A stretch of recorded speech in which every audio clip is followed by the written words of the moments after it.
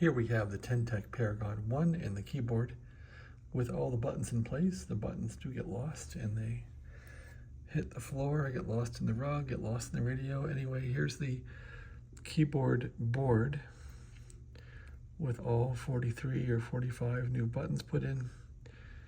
It seems like they're going to work because I installed this thing once and it seemed like it was good. So all you have to do is lay it back in here carefully and screw it in. So that's the story now.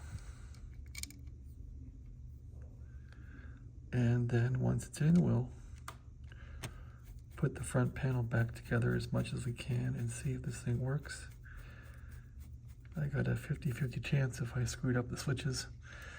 I think of their orientation. I don't think I'm going to be taking out 43 switches. If I screwed them up, I'm going to give up, but I don't think I did. But I kept thinking, what if I did put these switches in wrong? And I got the 50-50 chance wrong. I tried to get them in right by looking at the matrix and the wiring, but then I thought I had them in wrong. I did make a continuity check and it seemed like they were correct, at least for the one key. So that's about it. Put this thing back in and see if it goes. I never wanted to get this far into a Tec Paragon.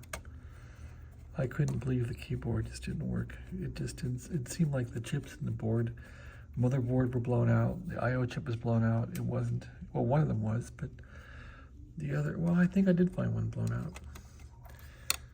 Yeah, I think I did replace this chip here. Whoops, I did replace this one here.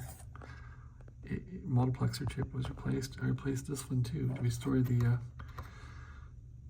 VFO control to work. It was only decrementing down, it wasn't incrementing up when you turned it clockwise. So yeah, this radio has been one of the most difficult Paragons I've ever encountered as far as having things wrong with it, but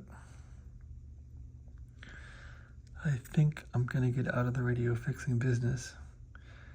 It doesn't pay very well, and it takes hours and days.